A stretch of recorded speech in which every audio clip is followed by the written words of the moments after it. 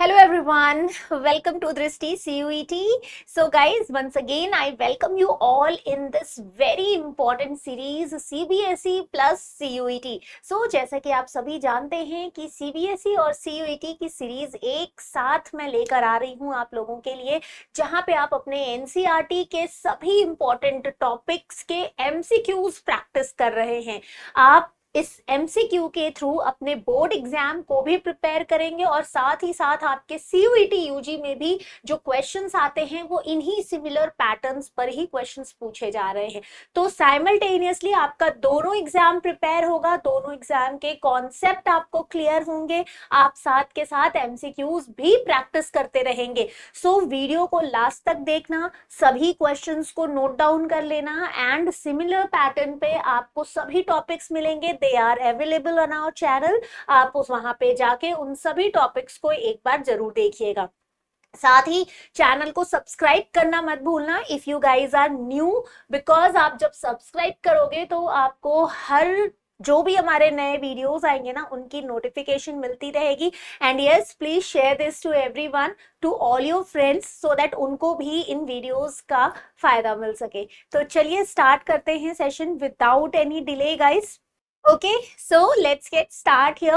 पहला क्वेश्चन है आप सभी के लिए, Miller and orange experiment demonstrated the formation of which organic compound.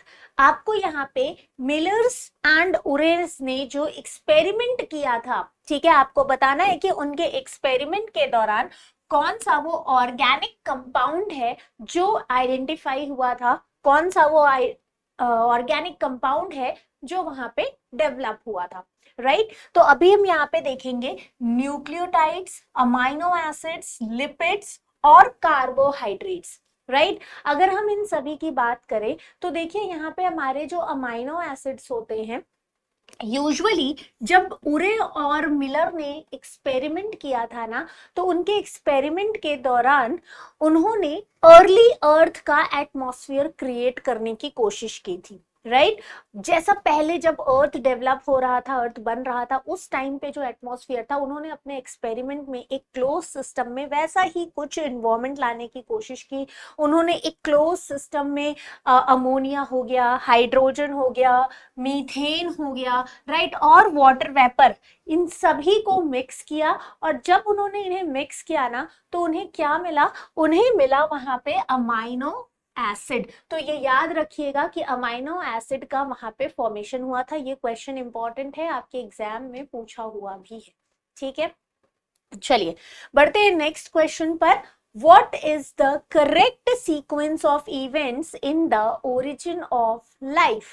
आपको यहाँ पे बताना है कि origin of life के दौरान, ठीक है, जो करेक्ट सीक्वेंस था, सबसे पहले क्वेश्चन का सीधा यही मतलब है कि पहले क्या बना था फिर क्या बना है। ओके, तो आपको यहाँ बताना है, इन्हें अरेंज करना है, organic, inorganic, self replicating molecule या फिर प्रोटोबायोन्स। ये सब बेसिक्स हैं, अगर आपको ये पता होंगे तो ही आप आगे के क्वेश्चन सॉल्व कर पाएंगे इजीली, ठीक है। तो यहाँ पे देखो, सबसे पहले आपका इनऑर्गेनिक मॉलिक्यूल का फॉर्मेशन हुआ था।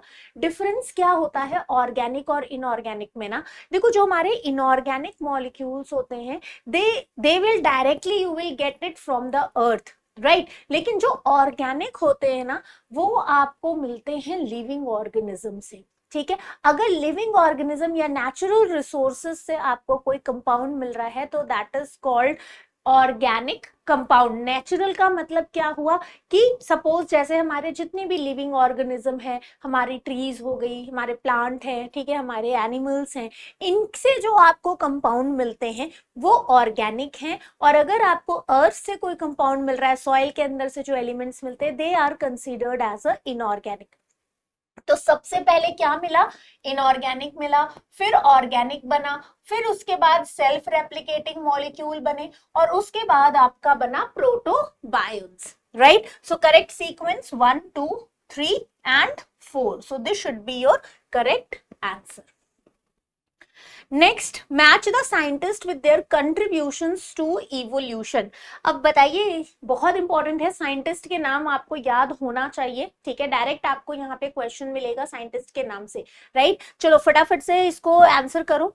Charles Darwin, Lamarck, Ernest Haeckel और हुगो डिवरीज, इन सभी ने बहुत इंपॉर्टेंट, इन सभी का बहुत इंपॉर्टेंट कंट्रीब्यूशन है इवोल्यूशन में। सो आपको बताना है कि इन्होंने क्या काम किया। देखिए चार्ल्स डार्विन ने ना नेचुरल सिलेक्शन पर काम किया था, इन्होंने नेचुरल सिलेक्शन के बारे में बताया था। नेचुरल सिलेक्शन का मतलब क्या हुआ कि नेचर खुद ही सेलेक्ट कर लेगी कि किसकी उसको जरूरत है, राइट। जिस चीज की नेचर में, हमारे यूनिवर्स में जरूरत होती है, नेचर उसको अपने साथ रखता है, अदरवाइज वो उसको डिस्कार्ड कर देता है। तो इस प्रिंसिपल को, इस थ्योरी को हम नेचुरल सिलेक्शन कहते हैं, राइट, जो चार्ल्स डार्विन ने बताए थे। लेमार्क ने theory of use and disuse दिया था। Theory of use and disuse क्या बताता है? देखो जो theory of use and disuse है ना, ये कुछ इस तरीके का है जैसे हमारे घर में क्या होता है, जो चीज हमारे काम की होती है वो हम रखते हैं, और जो नहीं काम की होती है वो निकाल देते हैं। जैसे दिवाली आती है तो हम क्या करते हैं, हम अपनी सफाइयां, घर की सफाइयां करते हैं और देखते हैं अरे यार ये तो पूरे साल हमारे यूज ही नहीं हुआ है ना, और फिर हम क्या करते हैं, स्टोर रूम में से उन सभी सामानों को बाहर निकाल देते हैं जिनका हमने पूरे साल कोई इस्तेमाल नहीं किया, और हमें पता है कि आगे भी इनका कोई इस्तेमाल नहीं होने वाला है, हम उन्हें घर के बाहर निकाल देते हैं, राइट। तो सिमिलरली जो theory of use and disuse था ना, इसी पे बेस्ड है कि हर वो बॉडी का ऑर्गन, राइट, जिसका कंटिन्यूअसली बहुत लंबे टाइम तक इस्तेमाल नहीं किया जाता है, वो धीरे धीरे इनइफेक्टिव हो जाती है और धीरे धीरे फिर वो इवॉल्व होना बंद कर देती है। That is the theory of use and disuse. Ernest Haeckel ने एम्ब्रियोलॉजिकल एविडेंसेस के बारे में बात किया था, एंड ह्यूगो डिवरीज ने आपकी म्यूटेशन की थ्योरी दी थी। तो ये नाम जरूर याद रखना, इनसे डायरेक्ट आपको क्वेश्चंस बोर्ड एग्जाम में भी मिल जाएंगे और सीयूईटी यूजी में भी मिलेंगे। चलिए नेक्स्ट क्वेश्चन पर आ जाते हैं। 1 2 राइट, ये ऑप्शन मैंने मार्क कर दिया है, ए का 1, बी का 2, सी का 3 और डी का 4। Next, which of the following is an example of convergent evolution? आपको यहां पे बताना है कन्वर्जेंट इवोल्यूशन का एग्जाम्पल क्या होगा। Wings of butterfly and birds, four limbs of human and whales, eyes of octopus and vertebrates, both A and C. अब देखिए यहाँ पे क्या आपसे पूछा जा रहा है, कन्वर्जेंट इवोल्यूशन की बात चल रही है। कन्वर्जेंट इवोल्यूशन का मतलब अगर पता होगा तो ये आंसर अब तक आपको आ गया होगा। क्या होता है कन्वर्जेंट इवोल्यूशन का मीनिंग?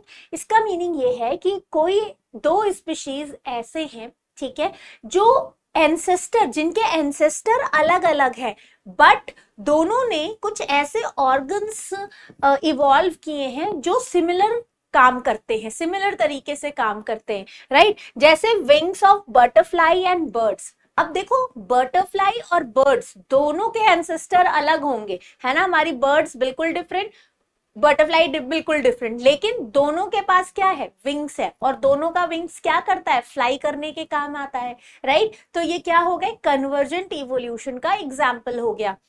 सिमिलरली हमारे जो आईज होते हैं ऑक्टोपस के और वर्टिब्रेट्स के, आईज का काम क्या होता है, देखना, ब्यूटीफुल वर्ल्ड को देखना ही तो काम होता है। तो दोनों ही केसेस में ये देख रहे हैं, दोनों का ओरिजिन बिल्कुल डिफरेंट है, कहाँ वर्टिब्रेट्स हम लोग, कहाँ वो नन्हा सा ऑक्टोपस, ठीक है, डिफरेंट है, but still eyes performing same function. तो these two are the example of convergent evolution. तो आंसर क्या हो जाएगा, both A and C। इसी का जस्ट अपोजिट होता है डाइवर्जेंट इवोल्यूशन, जहां पे हमारी स्पीशीज तो सेम होती है लेकिन उनपे अलग अलग फंक्शन वाले ऑर्गन्स आ जाते हैं, ठीक है, तो उनको हम डाइवर्जेंट इवोल्यूशन कहेंगे। Fossils are primarily use to study. Fossils क्या होते हैं, क्यों यूज किया जाता है फॉसिल्स को?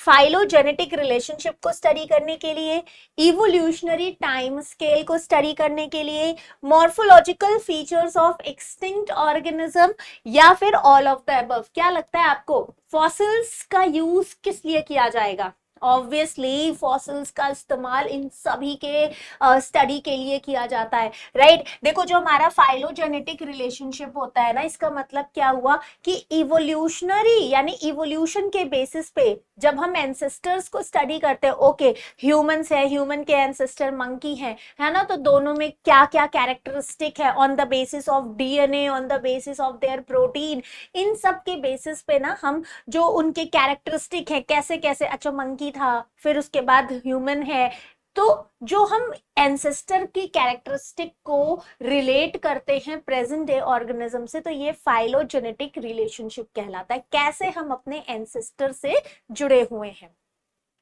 या फिर सिमिलर है कह दो।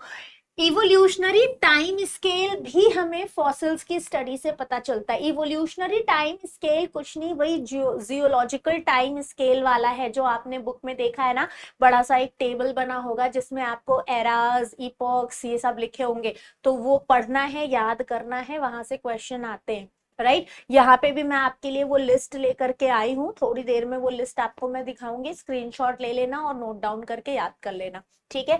तो इसकी भी स्टडी हो रही है।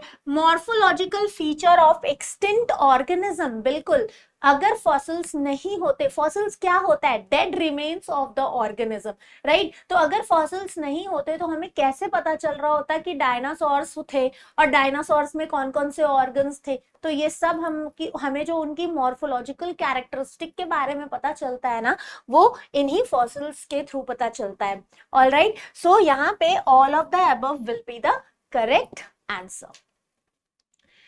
Next, which era is known as the age of reptiles. आपको यहाँ पे बताना है कि कौन सी वो एरा है जो एज ऑफ रेप्टाइल्स के नाम से जानी जाती है। बिल्कुल यहीं पे मैं आपको वो लिस्ट भी दूंगी जिसकी अभी मैंने थोड़ी देर पहले आपसे बात की थी। चलिए बताइए कौन सा वो एरा है जो एज ऑफ रेप्टाइल्स बताएगा, पैलियोजोइक, मेसोजोइक, सीनोजोइक या फिर प्रोटियोजोइक। यस तो देखो यहाँ पे याद होना चाहिए, Mesozoic should be the correct answer, ठीक है। मीजोजोइक जो एरा होता है उसको एज ऑफ रेप्टाइल्स कहा जाता है, क्यों, क्योंकि उसी एरा में रेप्टाइल्स डोमिनेट कर रहे थे, जो आपके डायनासोर्स वगैरह थे ना, वो उसी एज में, उसी एरा में डोमिनेट किए थे, इसीलिए उसको एज ऑफ रेप्टाइल्स कहा गया। अब देखिए ये लिस्ट है जिसकी मैंने आपसे बात की थी, मैं थोड़ा सा साइड हट रही हूँ, फटाफट से आप सभी इसका स्क्रीनशॉट ले लो, ठीक है। यहाँ पे देखो टाइम इंटरवल दिया हुआ है जिसमें हमारा सबसे पहले इयॉन है, फिर ड्यूरेशन है मिलियन ईयर्स अगो, और की फीचर्स। आपको ड्यूरेशन नहीं याद करने की जरूरत है, ठीक है, ये ईयर्स वाला इतना इंपॉर्टेंट नहीं है, लेकिन हाँ ये फीचर्स याद रख लेना है और ये टाइम इंटरवल याद रखना है, ठीक है। तो देखो इयॉन में आपके हेडियन, आर्कियन, प्रोटियोजोइक और फेरेनोजोइक आते हैं। जो हेडियन होते हैं formation of earth, earliest crust, तो जो सबसे पहला अर्थ का फॉर्मेशन हुआ था वो किस इयॉन में हुआ था, हेडियन में हुआ था। देन आर्कियन में फर्स्ट लाइफ फॉर्म प्रोकैरियोट्स, सो प्रोकैरियोटिक्स जो ऑर्गेनिज्म थे सबसे पहले किस इयॉन में इवॉल्व हुए थे, आर्कियन में। देन प्रोटियोजोइक में oxygenation of atmosphere, multi cellular life, तो ये मल्टी सेल्यूलर ऑर्गेनिज्म का डेवलपमेंट और एटमॉस्फेयर में ऑक्सीजन इवॉल्व हुआ था आपका प्रोटियोजोइक इयॉन में। देन फेरेनोजोइक के दौरान कॉम्प्लेक्स लाइफ फ्लोरिश हुई थी। कॉम्प्लेक्स लाइफ का मतलब अब मल्टी सेल्यूलर ऑर्गेनिज्म जो थे हमारे टिश्यू ग्रेड में, organ grade, organ level system grade में, ऑर्गेनाइजेशन में ये डेवलप होना शुरू हो गए थे, मतलब ऑर्गेनिज्म कॉम्प्लेक्स होना शुरू हो गया था। इयॉन के बाद आपकी एरा आती है, देखो एरा में पैलियोजोइक, मीजोजोइक, सीनोजोइक। पैलियोजोइक में marine life, land plant and early reptiles का डेवलपमेंट हुआ था। और जो हमारी मेसोजोइक थी ये हमारी एज ऑफ रेप्टाइल्स है, क्योंकि इस एज में डायनासोर्स ने बहुत सारा बहुत एक बारी में बहुत पूरे अर्थ पे डायनासोर्स ही आ गए थे। सीनोजोइक में एज ऑफ मैमल्स कहा जाता है, राइज ऑफ ह्यूमन, तो मैमल्स यानी ह्यूमन का जो राइज था वो कब हुआ था, सीनोजोइक एरा में। देन पीरियड्स आते हैं, पीरियड्स में आपके Cambrian, Ordovician, Silurian, Devonian, Carboniferous, Permian, Triassic, Jurassic, Cretaceous और आता है आपका पैलियोजीन। तो देखो यहाँ पे आपको ये सारी चीजें याद रखनी है, कब क्या हुआ था। कैम्ब्रियन में explosion of marine life, then Ordovician में हुआ था, साइलूरियन में अर्ली लैंड इकोसिस्टम आए थे, डिवोनियन फिश का था। ये इंपॉर्टेंट है, ये पूछ लिया जाता है कि एज ऑफ फिशेस कब थी, डिवोनियन में। जैसे एज ऑफ रेप्टाइल्स था ना, उसी तरह एज ऑफ फिशेस आपकी डिवोनियन में है, इससे क्वेश्चन आता है। ठीक है, उसके बाद जुरासिक आपका एज ऑफ डायनासोर, उसी में आता है आपका मेसोजोइक, क्रिटेशियस, ये सारा नोट कर लेना। ठीक है, देन इपॉक्स आ जाते हैं, इनको भी आप फटाफट से स्क्रीनशॉट ले लीजिए, एटलीस्ट इनके की फीचर्स आपको याद होने चाहिए। ठीक है, चलो, आई होप आपने स्क्रीनशॉट ले लिया है, इसको एक बार रीड करना, कोई डाउट होगा तो जरूर मुझसे कंसल्ट करना कमेंट सेक्शन के through. Which process is responsible for the origin of new species? चलिए बताइए कौन सा वो प्रोसेस है जो रिस्पॉन्सिबल होता है न्यू स्पीशीज की ओरिजिन के लिए। Natural selection, speciation, genetic drift या फिर gene flow. Quickly, which process is responsible for the origin of new species? Natural selection, speciation, genetic drift या फिर gene flow। देखो पूछ रहे हैं कि यहाँ पे कौन सा वो प्रोसेस है, कौन सी वो प्रक्रिया है जिसके थ्रू नए स्पीशीज की उत्पत्ति होगी। तो ऑब्वियसली यहाँ पे स्पीशीज है तो स्पेशिएशन ही इसका आंसर होगा। देखो मैं इसको थोड़ा सा आपको एक्सप्लेन करती हूँ। जैसे मान लो कि आपके पास ये लैंड है, ठीक है, अब इस लैंड में ना आपके कुछ पॉपुलेशन रह रहे हैं, ये सेम स्पीशीज है जो इस लैंड पे अभी मजे से खेल रहे हैं, सब आपस में साथ साथ हैं, राइट, हम साथ साथ हैं। ओके, अभी क्या हुआ, कुछ टाइम के बाद यहाँ पे कुछ जियोग्राफिकल बैरियर आ गए। सपोज यहाँ पे अर्थक्वेक आया, धरती फटी और बीच में गैप हो गया, मतलब मैं सिर्फ एक एग्जांपल दे रही हूँ आपको कि कुछ तो जियोग्राफिकल बैरियर आ गया होगा, या तो बीच में पानी आ गया, दोनों एनिमल इधर उधर क्रॉस ही नहीं कर पा रहे स्पीशीज। तो यहाँ पे कुछ भी, सपोज यहाँ पे जियोग्राफिकल बैरियर आ गया, मैं बैरियर को दूसरे कलर से कर देती हूँ। ठीक है, यहाँ पे एक जियोग्राफिकल बैरियर आ गया, लेकिन हमारे जो स्पीशीज थे वो सेम ही थे। अभी इधर है, अभी इधर है, अभी इधर आ गए, अभी इधर आ गए, और धीरे धीरे ये बैरियर इतना हुआ कि धीरे धीरे इनमें डिस्टेंस होने लग गया। अब ये दोनों एक दूसरे से कम्युनिकेट नहीं कर पा रहे, बहुत दूर है, ये ऐसा नहीं है कि एकदम पास ही में हाय हेलो कर रहे हैं, ऐसा कुछ नहीं हो रहा है, बहुत डिस्टेंस है इनके बीच में। ठीक है, सपोज करिए कि यहाँ पे जो इन्वायरमेंट है, यहाँ पे बहुत सन है, बहुत गर्मी है, हॉट टेम्परेचर है। इधर वाले जो स्पीशीज हैं इनको क्या मिल रहा है, रेनी सीजन हो रही है, इधर सिर्फ बारिश हो रहा है, ह्यूमिड टेम्परेचर है। तो अभी क्या हुआ, दोनों स्पीशीज को अलग अलग एटमॉस्फेरिक कंडीशन मिल रहा है सरवाइव करने के लिए। ठीक है, धीरे धीरे कई साल जब बीत जाएंगे तो क्या होगा, अब यहाँ पे जो हमारी बैरियर थी वो तो एज इट इज रहेगी, जो हमारा बैरियर था वो एज इट इज रहेगा, लेकिन अब यहाँ पे जो स्पीशीज हैं वो अलग अलग हो गए। मतलब पहले सब सेम थे, लेकिन अब ये दूसरे स्पीशीज हो जाएंगे और ये दूसरे स्पीशीज हो जाएंगे। कैसे, क्योंकि एटमॉस्फेयर की वजह से, इन्वायरमेंट की वजह से इनके अंदर नए नए चेंजेस आए, इन्होंने नए नए कंडीशन को अडेप्ट किया और धीरे धीरे इवोल्यूशन हुआ और अब ये न्यू स्पीशीज में इवॉल्व हुए। तो इसी प्रोसेस को कहा जाता है स्पेसिएशन। आई होप अब आपको समझ में आ गया होगा। चलो बढ़ते हैं नेक्स्ट क्वेश्चन पर। Match the fossils with their significance, बहुत इंपॉर्टेंट है, सभी एग्जाम्पल बहुत इंपॉर्टेंट है। ठीक है, यहाँ पे आपको कुछ फॉसिल्स दिए हैं, जैसे आर्क्योप्टेरिक्स, ऑस्ट्रेलोपिथेकस, ट्राइलोबाइट और लिमुलस। ठीक है, देखिए आर्क्योप्टेरिस आपने पहले भी सुना होगा आर्क्योप्टेरिस के बारे में। This is nothing but a connecting link between reptiles and birds. ठीक है, रेप्टाइल्स और बर्ड्स के बीच में कनेक्टिंग लिंक है। क्या मतलब होता है इसका कनेक्टिंग लिंक का, मतलब उसके पास रेप्टाइल्स वाले भी फीचर्स हैं और उसके पास बर्ड्स वाले भी फीचर है। ऐसे ऑर्गेनिज्म को हम कहते हैं कनेक्टिंग लिंक। किसके किसके बीच में, रेप्टाइल्स और बर्ड्स के बीच में। ठीक है, और वो कौन था, वो था आर्क्योप्टेरिक्स। ठीक है, मैं आर्क्योप्टेरिक्स की आपको फोटो दिखा देती हूँ। देखो ये आपका आर्क्योप्टेरिक्स है ना, बहुत क्यूट है ना। और यही आर्क्योप्टेरिक्स का ये देखो ये फॉसिल्स है, जिससे हमें पता चला था कि ये एक ऐसा फॉसिल है जिसके पास बर्ड्स की तरह फेदर भी है और ये रेप्टाइल्स की तरह हमारे लैंड पर भी रह रहा है। क्लियर। इसके अलावा जो हमारा दूसरा था ऑस्ट्रेलोपिथेकस, ऑस्ट्रेलोपिथेकस जो थे ये हमारे अर्ली ह्यूमन एंसेस्टर थे, राइट, हमारे पूर्वज ऑस्ट्रेलोपिथेकस। ये देखिए हमारी तरह लग रहे हैं ना। अब ये मत कहना कि नहीं नहीं हमारी जैसे, हम तो इनसे कहीं डिफरेंट है।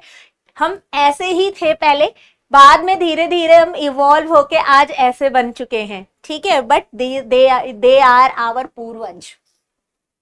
इसके बाद ट्राइलोबाइट हमारे पैलियोजोइक एरा में आएंगे, एंड लिमुलस आपका अगेन लिविंग फॉसिल्स कहा जाता है, ठीक है। तो यहाँ पे अगेन ऑप्शन क्या हो जाएगा, ए का 1, बी का 2, सी का 3 एंड डी का 4। This is your Limulus which is known as the living fossils. All right, so here we have a next question. Birds and mammals have a 4-chambered heart. Birds and mammals evolved from a common ancestor. तो same है यहाँ पे, देखो birds and mammals के पास 4-chambered heart होते हैं, correct है। अगर हम फिशेस की बात करें उनके पास 2-chambered heart होते हैं। एम्फीबियंस और रेप्टाइल्स के पास 3-chambered heart होते हैं। बर्ड्स और मैमल्स के पास 4-chambered heart होते हैं, ठीक है। अभी रीजन क्या कह रहा है कि birds and mammals evolve from a common ancestor, इस वजह से इनके पास है 4-chambered हार्ट। तो नहीं, इस वजह से 4-chambered हार्ट नहीं है, इनके पास 4-chambered हार्ट इस वजह से है because they shows convergent evolution, ठीक है, इस वजह से इनके पास 4-chambered हार्ट है। The Hardy-Weinberg principle is applicable only when, next question, the Hardy-Weinberg principle is applicable, कब applicable है Hardy-Weinberg प्रिंसिपल।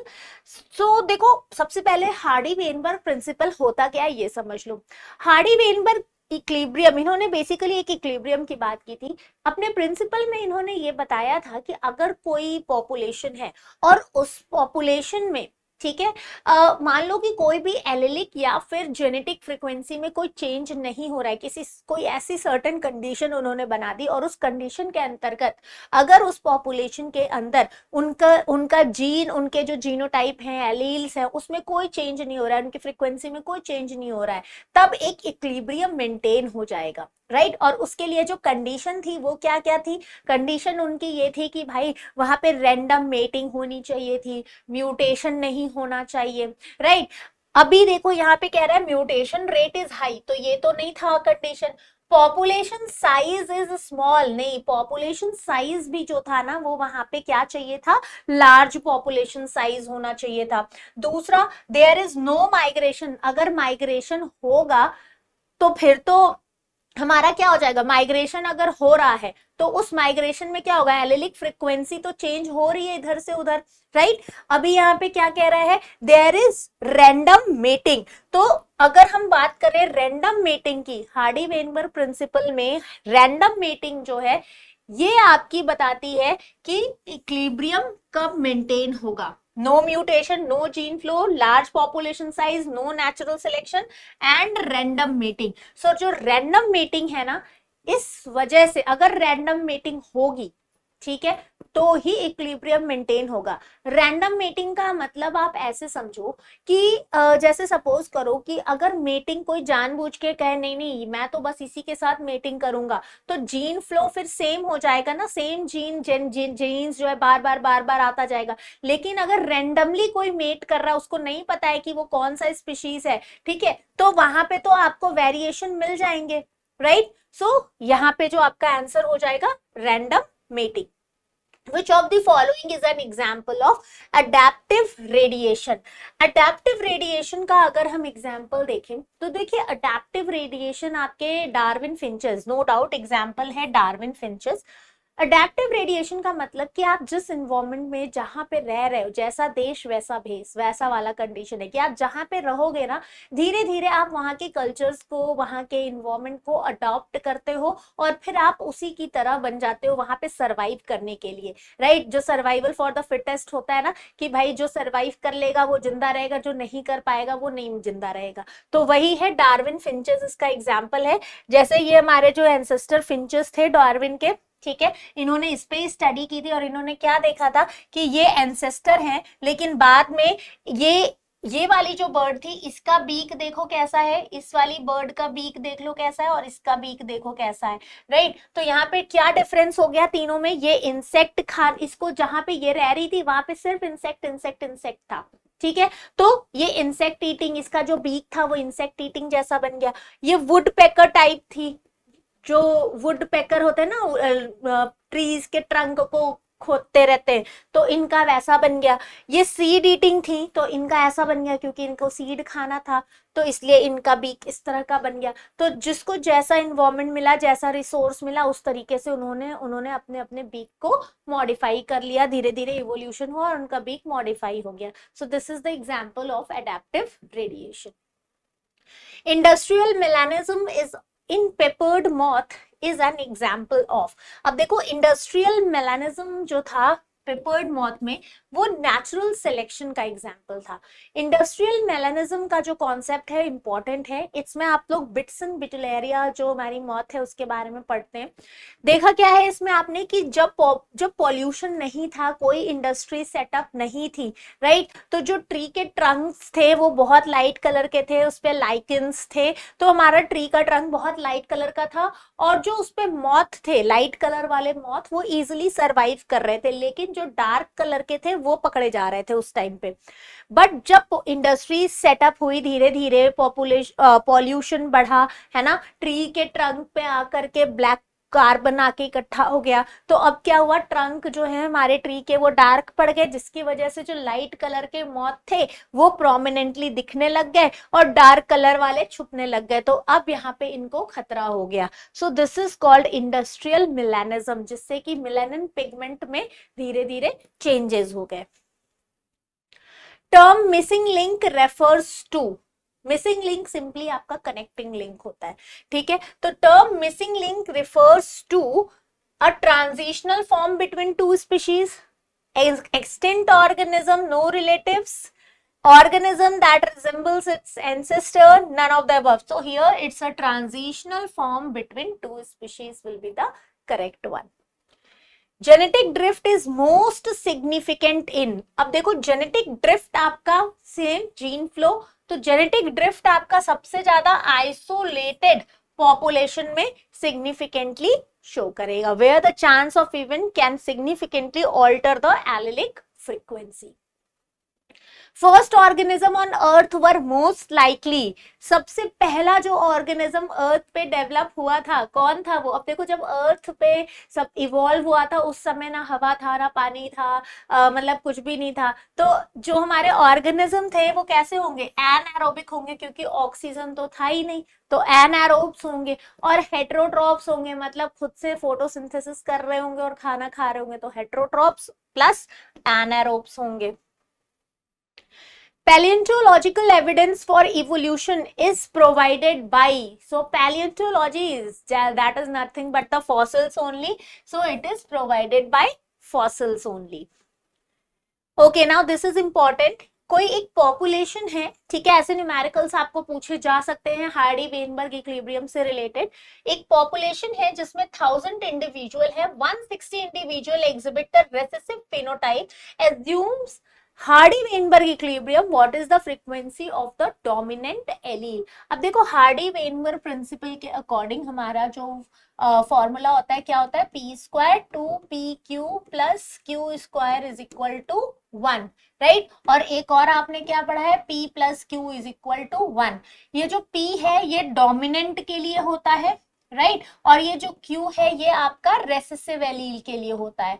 आपसे क्या दिया है? रेसेसिव एलील की फ्रीक्वेंसी आपको दी गई है, दैट मींस कि आपको यहाँ पे Q स्क्वायर दिया गया है कितना? 160, आउट ऑफ कितने? 1000 इंडिविजुअल में 160 जो है वो रेसेसिव है, राइट। तो यहाँ पे क्या हो जाएगा? 0.16 आ जाएगा आपका Q का वैल्यू, क्यू स्क्वायर।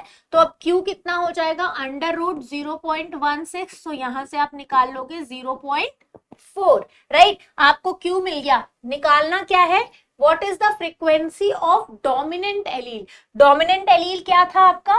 P था, Q की वैल्यू निकाल लिए, तो P plus Q is equal to 1, P plus 0.4 is equal to 1, P is equal to क्या आ जाएगा? 0.6, तो the correct answer should be your B1, okay. Next, in a population at Hardy-Weinberg equilibrium, the frequency of the recessive allele is 0.3. What is the frequency of heterozygotes in the population?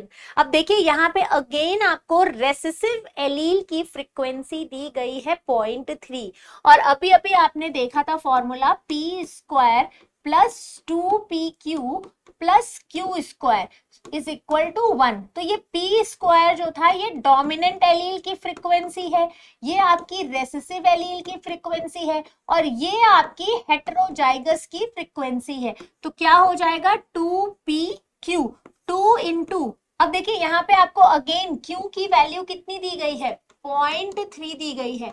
तो P plus Q is equal to 1 करके आप Q का formula P का value निकाल सकते हैं। P कितना आ जाएगा 1 minus 0.3 0.7 right. So 2.7 into 0.3 that is 0.42 will be the correct answer. तो ऐसे न्यूमेरिकल्स आपको वहां पे सॉल्व करना है, इसी तरह के न्यूमेरिकल्स एग्जाम में पूछे जाएंगे, ठीक है। Which condition is most likely to lead to adaptive radiation? चलिए बताइए कौन सी वो कंडीशन है जो एडेप्टिव रेडिएशन के बारे में बताती है। देखो एडेप्टिव रेडिएशन मैंने आपको थोड़ी देर पहले ही समझा दिया था कि जैसा देश वैसा भेष। तो अब उसके लिए हमें क्या चाहिए, वहां पे एबंडेंट रिसोर्सेज रहेंगे तब तो हम अपने आप को बदलेंगे ना।